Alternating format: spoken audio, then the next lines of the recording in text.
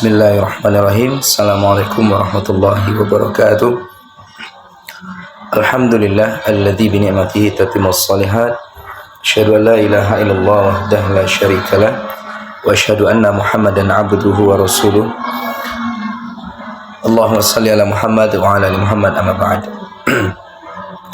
Baik teman-teman mahasiswa semuanya, pada pertemuan kali ini kita akan membahas materi psikologi belajar tentang teori-teori belajar di dalam Islam atau menurut Islam. Sebelumnya kita sudah pelajari tentang teori-teori belajar dari Barat, ya. Ada dari teori psikoanalisis, kemudian behavioristik, ada dari teori kognitif dan humanistik. Teori-teori belajar dari Barat itu beragam, berdasarkan hasil pengalaman empiris dan proses logika atau logis yang mereka lakukan. Nah, kali ini kita akan mencoba mempelajari, mendiskusikan, kemudian memahami dan mengaplikasikan nantinya dalam kegiatan belajar dan mengajar ketika teman-teman semua menjadi guru kelak, ya, di sekolah. Tentang teori belajar di dalam Islam, ya. Jadi Islam secara paradigma itu berbeda, bangunan teorinya atau konstruk teorinya berbeda dengan Barat. Pertama dari segi asalnya, ya, atau sumbernya. Di dalam Islam sumber teori itu dibangun berdasarkan Al-Quran dan hadis, kemudian dicari syarah dan penjelasan dalam kitab-kitab para ulama, sehingga nanti pengetahuan tentang teori belajar dalam Islam ini akan memperkaya pemahaman teman-teman tentang bagaimana semestinya mengajar dan belajar di sekolah. Baik, mengenai teori-teori belajar dalam Islam, pada kesempatan yang singkat ini setidaknya ada 3 topik nanti akan kita bicarakan. Yang pertama berkenaan dengan potensi manusia di dalam Islam. Yang kedua tentang prinsip-prinsip belajar di dalam Islam. Dan yang ketiga tentang metode belajar di dalam Islam, yang nanti kita akan ambil sumbernya dari Al-Quran dan hadis dan penjelasan-penjelasan para ulama kita. Baik, yang pertama potensi manusia di dalam Islam. Jadi Islam jauh sebelum Barat merumuskan tentang bakat, minat atau potensi manusia, Islam sebetulnya sudah menjelaskan hal ini, ya, sebagaimana termaktub di dalam Kitabullah Al-Quranul Karim. Pertama kita lihat sebuah ayat dalam surah An-Nahl surah ke-16 ayat 78. Allah berfirman, A'udzubillahi minasyaitonir rajim. Wallahu akhrajakum min butuni ummahatikum la ta'lamuna syai'a wa ja'ala lakumus sam'a wal absara wal af'idah la'allakum tashkurun.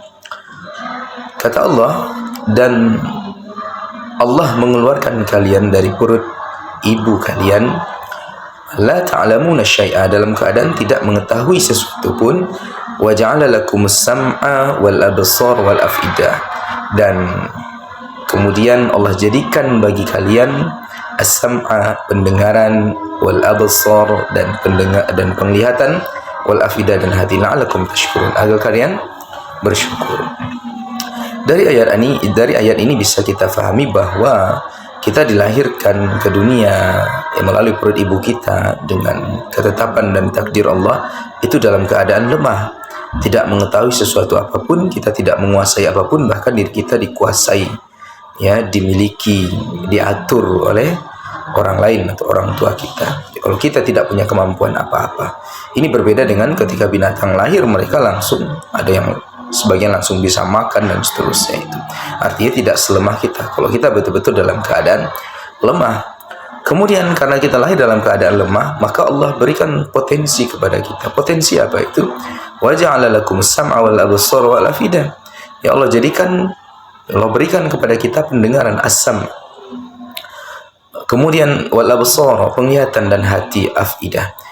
As-sama' atau pendengaran merupakan potensi yang Allah berikan kepada kita, dan potensi ini luar biasa.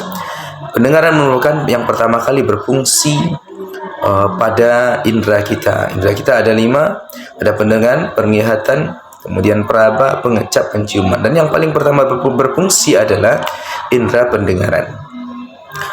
Nah, pendengaran ini luar biasa, ya.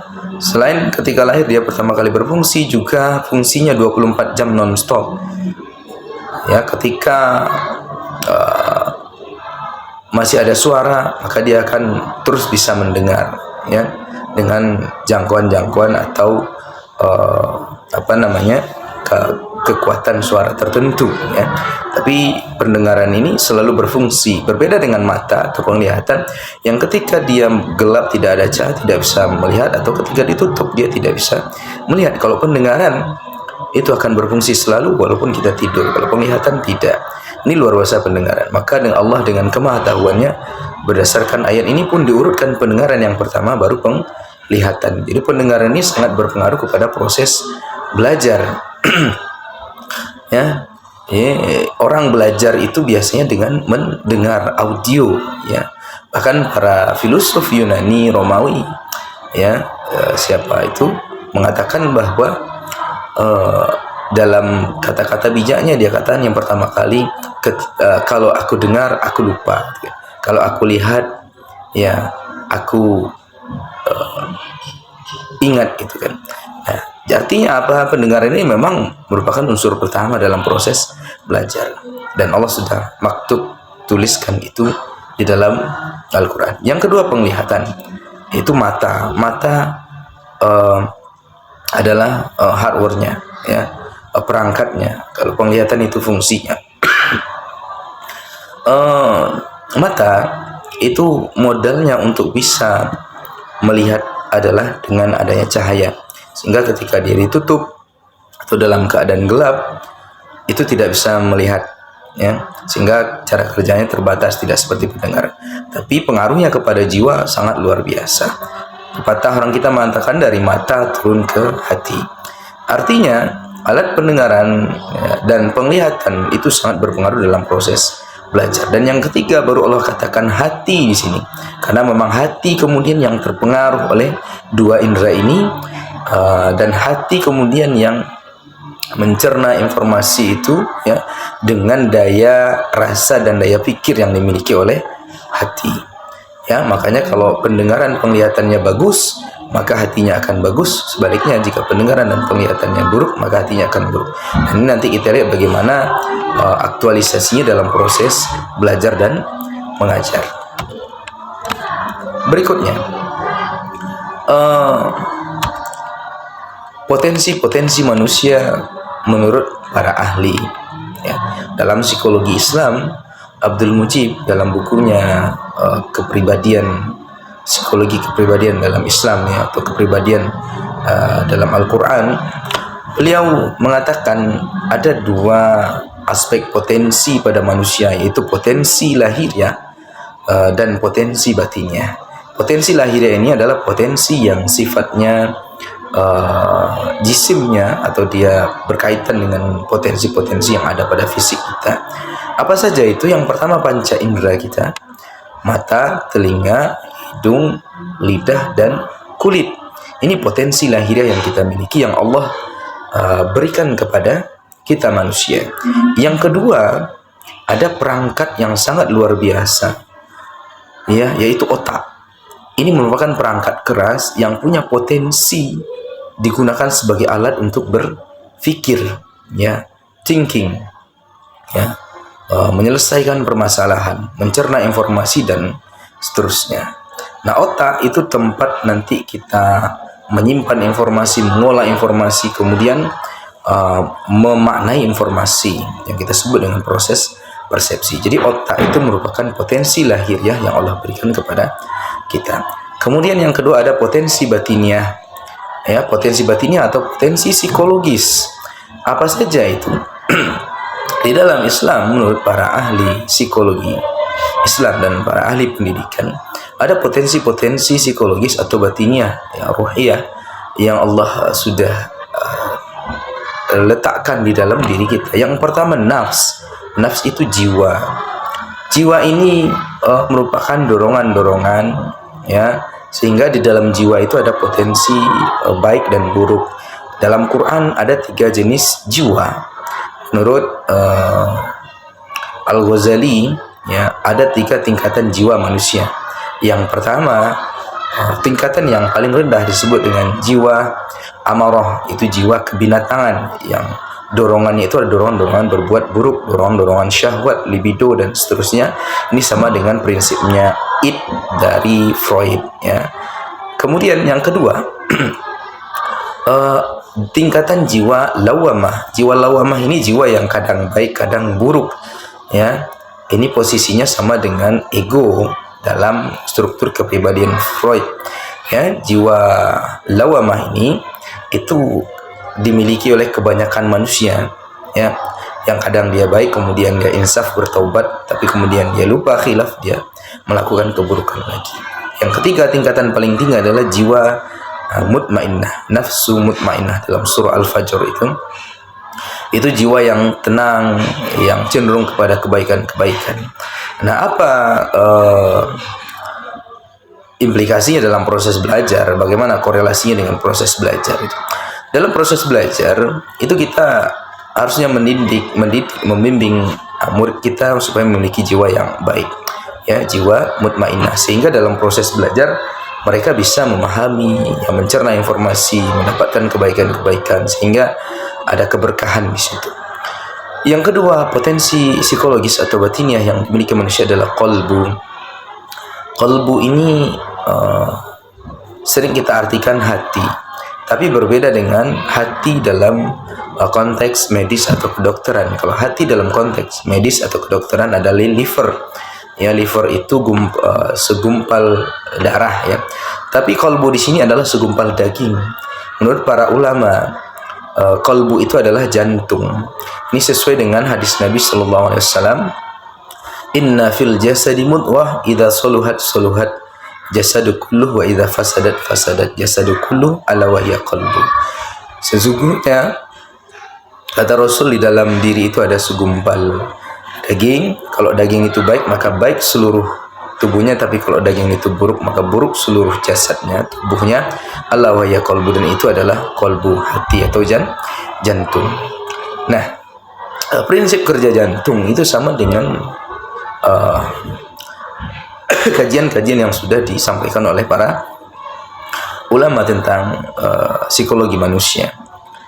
Jantung itu apabila dia sakit, maka terganggu fungsi fisik dan psikisnya. Kalau fungsi fisiknya mungkin bisa stroke, ya, cemas dan seterusnya. Ketika orang misalnya tampil di depan, kemudian dia gugup dan sebagainya, itu muncul keringat dingin. Ini karena kerja kolbunya, kerja jantungnya terganggu, dan kerja fisiknya juga akan terganggu, ya. Ya, orang yang jantungnya sakit itu fisiknya, jasadnya sakit, tapi kalau jantungnya sehat, jasadnya sehat dan pikirannya sehat, ya. Nah, qalbu itu ada 3 menurut para ahli, ya. Ada 3 term tentang qalbu ini, yang masing-masing term itu sangat berkaitan dengan proses belajar. Yang pertama, qalb itu sendiri, term qalb. Qalb itu lebih kepada fungsi kognitif atau berpikir, sehingga qalbu, ya, itu dimaknai sesuatu yang bolak-balik, ya, kadang baik, kadang buruk, itu, ya, berbolak-balik dia, ya, ada proses berpikir, ya, mencerna, bimbang dan sebagainya di situ. Nah, ini qalb, ini fungsi kognitif dari qalbu. Yang kedua, sudur. Istilah sudur atau term sudur ini lebih kepada afektif, ya. Sudur dalam surah An-Nas itu dikatakan bahwa jin, setan dari bangsa jin dan manusia itu bisa membuat dada manusia itu was-was, ya. Sudur manusia itu was-was. Artinya sudur ini lebih kepada aspek afektifnya. Dan yang ketiga adalah fuad. Fuad itu hati nurani, yang kemudian menurut para ulama hati nurani ini kemudian bisa memutuskan kita melakukan atau tidak melakukan sesuatu. Ketika kita cenderung kepada kebaikan, ya, maka kita akan melakukan kebaikan. Tapi ketika cenderung mengikuti syahwat, yang mengikuti akal, maka orang akan cenderung kepada perbuatan-perbuatan yang kurang baik atau tidak baik. Jadi lengkap sudah bahwa ternyata qalb ini punya 3 aspek, yaitu kognitif, afektif, dan psikomotorik atau kinestetik, yang dalam ilmu pendidikan ini semua sangat kentara dengan proses belajar dan mengajar. Kemudian akal. Yang ketiga, potensi psikologis akal. Akal itu daya fikir, ya, kekuatan kemampuan kita untuk berpikir. Nah, perangkatnya adalah otak, ya. Otak itu tempat menyimpan, mengolah, dan mencerna informasi, kemudian menghasilkan sebuah informasi atau makna baru dari informasi yang sudah diterima. Ini juga potensi yang luar biasa. Ya, akal itu dalam bahasa Barat disebut dengan thinking, ya, proses of thinking, proses berpikir, ya, mengolah informasi, memproduksi dan memaknai kembali, itu disebut dengan persepsi, ya. Banyak di situ ada proses atribusi, kemudian persepsi, ada sensasinya, ada atensi dan sebagainya. Ini sangat erat kaitan dengan proses belajar. Bagaimana kemudian kita harus memantik akal anak didik kita supaya dia tertarik, ya, atensi, punya perhatian terhadap informasi yang kita sampaikan, pelajaran yang kita sajikan, kemudian dia cerna, dia coding, kemudian di recall, ya, dikembalikan, kemudian di apa lagi, ya, didiskusikan lagi sehingga menghasilkan informasi-informasi yang baru, ya. Nah, ini yang kemudian kita sebut dengan berpikir kritis, ya. Kemudian basyirah atau mata hati atau hati nurani, ya, ini juga merupakan potensi. Kemudian ada fitrah. Fitrah ini menurut para ulama, kalau saya menyimpulkan, itu lebih kepada potensi bertauhid, ya. Artinya dalam proses belajar mengajar kita penting meletakkan core dalam pendidikan, dalam mengajar itu adalah core tauhid. Qu anfusakum wa ahlikum nara. Jaga diri kalian, keluarga kalian dari api neraka. Jadi core tauhid ini penting, menjaga fitrah itu penting, ya, karena fitrah itu bisa berubah. Menurut Abdul Mujib, ya, di dalam bukunya psikologi kepribadian dalam Al-Quran itu, fitrah itu menghasilkan citra. Citra itu ada 2. Citra itu adalah aktualisasi dari fitrah. Yang pertama citra asli. Citra asli itu berarti fitrah yang masih tetap di atas kodratnya, di atas koridornya, belum berubah. Yang kedua, citra yang palsu. Ini citra yang kemudian ternodai, kemudian ada orang yang murtad dan sebagainya itu, dan ada yang citra tadi yang palsu tapi tidak sampai murtad, seperti orang yang suka berbuat buruk padahal dia masih muslim, ya. Nah, ini citra. Kemudian ada potensi syahwat. Syahwat itu keinginan untuk melakukan sesuatu. Ini juga penting kita lihat potensi ini pada anak-anak kita, ya. Syahwat ini pada dasarnya netral, ya, cuman aktualisasinya bisa positif dan negatif. Syahwat nanti yang akan mendorong, memotivasi anak-anak didik melakukan sesuatu, ya. Jadi ini adalah potensi-potensi yang dimiliki oleh setiap individu yang kemudian mesti kita perhatikan dan kita kembangkan dalam proses belajar dan mengajar. Baik, berikutnya persoalan prinsip-prinsip belajar dalam Islam. Prinsip-prinsip belajar dalam Islam pada dasarnya hampir sama dengan psikologi Barat, yang cuman nanti sumbernya itu terutama itu berdasarkan hadis-hadis dan dalil-dalil dari dalam Al-Quran. Dalam proses belajar mengajar, menurut Utsman Najati dalam bukunya Al-Quran wa Ilmun Nafs, prinsip belajar pertama adalah prinsip motivasi, ya. Motivasi itu memotivasi atau mendorong siswa untuk melakukan sesuatu, ya. Caranya ada apa saja menurut Utsman Najati? Cara memotivasi siswa itu yang pertama, membangkitkan motivasi melalui target dan tarhib, ya. Hadiah dan hukuman atau reward and punishment. Jadi dalam belajar paling penting juga kita berikan hukuman, kemudian hadiah, yang ini harus berimbang. Kalau bisa dihindari hukuman, ya, lebih kepada penghargaan-penghargaan sehingga bisa memotivasi siswa dengan reinforcement yang positif atau penguatan-penguatan yang positif, sebagaimana disampaikan oleh Thorndike di dalam teorinya, bahwa reinforcement positif itu jauh lebih efektif dibandingkan reinforcement negatif atau hukuman-hukuman. Yang kedua, membangkitkan motivasi dengan cerita. Jadi cerita juga penting ya, kita bisa mengajar itu dengan berkisah, kemudian dari kisah itu diambil pelajaran-pelajaran dan hikmah-hikmah untuk kemudian dipahami dan diambil pelajaran oleh para anak didik kita. Kemudian memanfaatkan peristiwa penting ya, misalnya ketika akhir semester, akhir tahun itu ada outing kelas, dan ketika outing kelas itu kemudian kita ajari mereka ya, karena itu peristiwa penting bagi mereka, menyenangkan ya, atau peristiwa-peristiwa yang lain yang berkesan. Nah, di situ kita ambil hikmahnya ya, atau fenomena yang sedang terjadi, peristiwa yang sedang terjadi, kita ambil hikmahnya dengan siswa kita, kemudian kita ajarkan mereka tentang apa makna atau itibar pelajaran dari peristiwa itu. Yang kedua, prinsip belajar dalam Islam adalah pengulangan belajar. Jadi dalam belajar itu harus ada pengulangan ya, ini sama dengan proses regulasi belajar dalam teori barat ya. Kemudian ada perhatian ya, atensi, ini juga penting, harus ada prinsip atensi, siswa harus perhatian, harus fokus ya, sehingga guru dituntut untuk menyajikan pelajaran-pelajaran supaya lebih menarik. Kemudian partisipasi aktif ya, ini bisa dengan praktikum ya, metodenya nanti bisa dengan role playing dan seterusnya, atau dengan eksperimen. Jadi prinsip belajar partisipasi aktif ini adalah melibatkan siswa aktif atau student center ya, fokus kepada siswa. Ini sudah ada dalam Islam. Kemudian perubahan perilaku secara bertahap. Jadi dalam proses belajar itu tidak harus langsung ada hasil ya, tapi bertahap ya.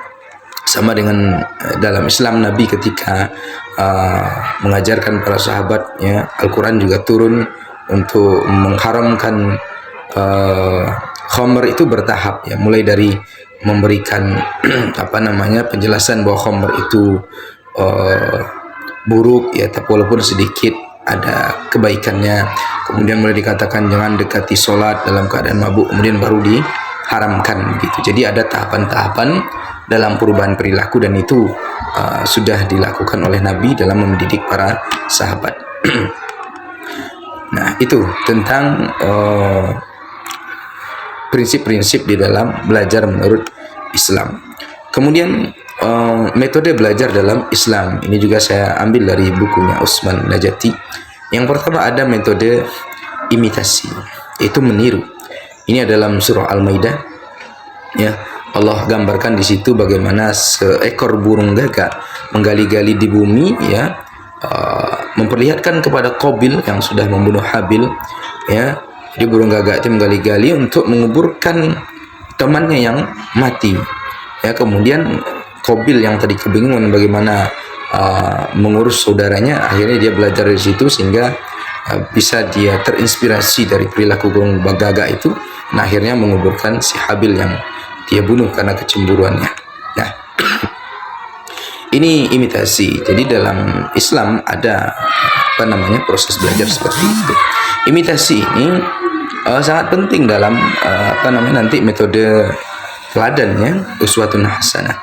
Jadi guru harus menampilkan model-model atau tiruan-tiruan perilaku yang baik sehingga ditiru oleh siswa. Begitu juga dalam melakukan sesuatu ketika belajar, itu perlu contoh sehingga bisa ditiru ya. Contoh-contoh yang jelas, yang mudah difahami oleh siswa. Kemudian pengalaman praktis atau trial and error. Jadi metode untuk tadi seperti yang saya sampaikan, siswa diajak untuk mengalami secara langsung bagaimana proses belajar itu, misalnya tentang belajar tentang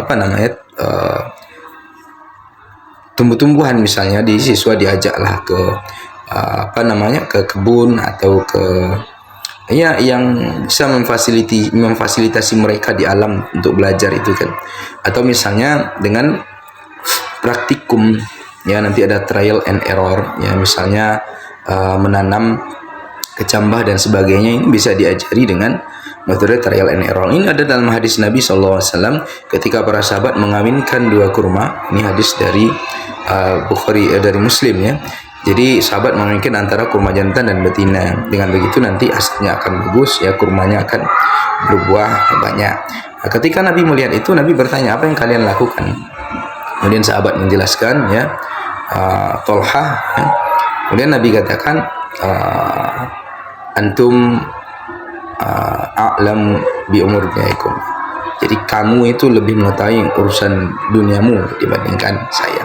Artinya metode seperti ini dibolehkan oleh Nabi, ya, karena ini persoalan dunia, ya, berbeda dengan prinsip persoalan ibadah dan akidah. Ini memang diatur dan dari Nabi sumbernya.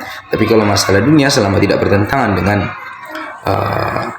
Islam itu masih diperbolehkan. Ini prinsip dari prinsip fikihnya, begitu, ya. Kemudian berpikir atau thinking ini juga sebuah metode, ya. Berpikir itu terdiri dari 3 sebetulnya metodenya, ya. Nanti bisa kita praktekkan ketika mengajar. Yang pertama berpikir itu sini thinking, ya. Jadi kita ajak siswa untuk berpikir tentang sesuatu hal, ya, memikirkan sesuatu, belajar tentang sesuatu, ya. Proses berpikir ini itu dalam psikologi barat dijelaskan dirinci, ya, mulai dari proses menerima informasi, kemudian melakukan coding, kemudian memproses informasi yang baru dengan yang lama, kemudian baru menghasilkan sebuah kesimpulan baru. Nah, ini proses of thinking. Yang kedua, berpikir itu bisa diajari dengan cara berdiskusi. Jadi ada FGD misalnya, FGD kecil-kecilan dalam kelompok kecil, siswa kita kelompokkan, kemudian kita suruh berdiskusi tentang satu tema, ya, kemudian mereka punya kesimpulan dari hasil diskusi itu. Nah, yang ketiga itu musyawarah, wasyawirhum bil amr, dan bermusyawarah dalam masalah. Ini juga metode, ya. Apa bedanya dengan berdiskusi? Kalau berdiskusi bisa jadi nanti kesimpulannya itu setiap murid punya kesimpulan masing-masing atau setiap kelompok punya kesimpulan masing-masing, ya. Tapi kalau musyawarah itu problem solving untuk menemukan satu solusi atau satu kesepakatan untuk semua yang terlibat di situ, ya. Jadi itu perbedaannya. Nah, ini juga merupakan proses atau sebuah metode dalam kegiatan belajar dalam Islam. Dan ini bisa kita praktekkan ketika kita mengajar nanti. Nah, kemudian kita lihat menurut ahli, ya, metode belajar ini menurut Muhammad Nur Hafiz Al-Suwaid itu ada beberapa, ya, yang kemudian nuansanya agak berbeda dengan psikologi barat.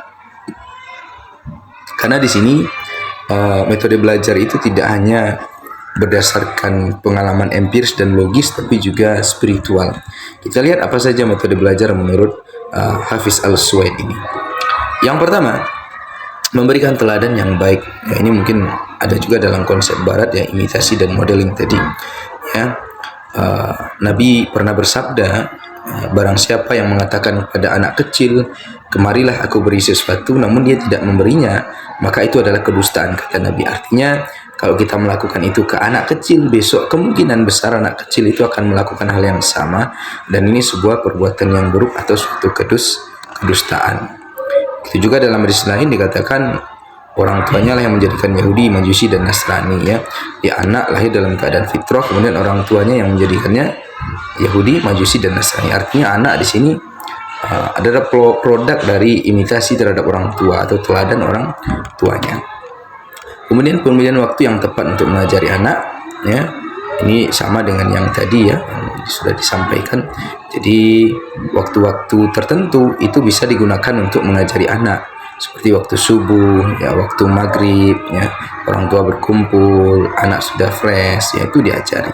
Kalau pagi itu sebelum anak ke sekolah, berangkat ke sekolah, diajari dulu, ya, nilai-nilai penting, adab-adab, ya, dalam pergaulan dan seterusnya, ya, disampaikan apakah itu di rumah atau sambil dalam perjalanan, ya. Kalau di sekolah mungkin ketika rihlah, ya, atau ketika ada momen-momen peristiwa tertentu. Nah, ini anak diajari untuk mengambil hikmah pelajaran di situ. Kemudian adil dan menyamakan pemberian kepada anak, ya. Kita bisa lihat dari kisah Yusuf, ya. Menurut anak-anaknya, Nabi Yakub itu tidak adil, ya, sehingga dia cemburu kepada Yusuf dan berniat untuk menyingkirkan Yusuf. Akhirnya Yusuf dibuang dan menjadi budak, ya, dan seterusnya sampai beliau menjadi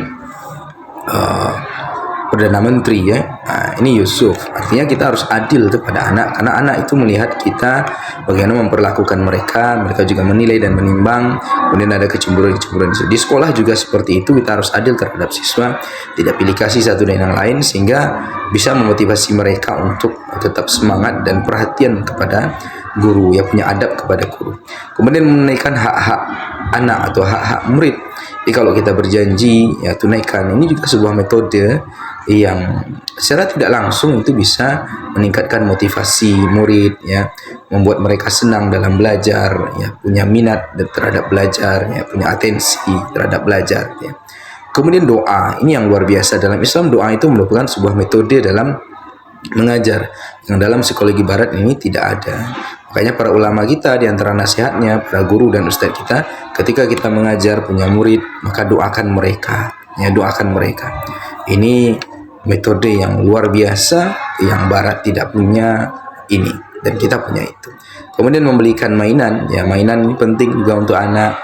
Seperti kisah ketika Aisyah main di dalam rumah membawa boneka, ya, atau seperti patung, ya, yang Nabi sangat tidak suka sebetulnya, karena dilarang ketika ada patung di dalam rumah itu malaikat nggak mau masuk. Tapi ketika Aisyah bermain dan Nabi tahu Aisyah membutuhkan itu, Nabi membiarkannya, ya. Artinya Nabi peduli dengan mainan pada anak-anak. Kemudian membantu murid untuk berbakti dalam mengerjakan kebaikan, ya, jadi memotivasi mereka, membantu mereka, memfasilitasi mereka dalam berbuat kebaikan dalam belajar. Ini juga sebuah metode. Dan terakhir, tidak suka marah dan mencela. Ini juga dihindari, ya. Ini juga sebuah metode, ya, untuk mengajar, untuk membangkitkan perhatian, membangkitkan semangat dan motivasi. Baik teman-teman, saya kira itu materi kita pada pertemuan ini, dan nanti akan kita diskusikan lebih lanjut dan kita lihat bagaimana implementasinya di sekolah, ya. Kemudian di akhir nanti kita akan lakukan survei untuk melihat bagaimana implementasi psikologi belajar dalam pendidikan, ya, terutama pendidikan Islam, sehingga bisa kita pahami dan kita ambil pelajaran-pelajaran di situ untuk kita praktikkan nanti kelak ketika kita belajar. Dan akhirnya, wabillahi taufik, wassalamualaikum warahmatullahi wabarakatuh.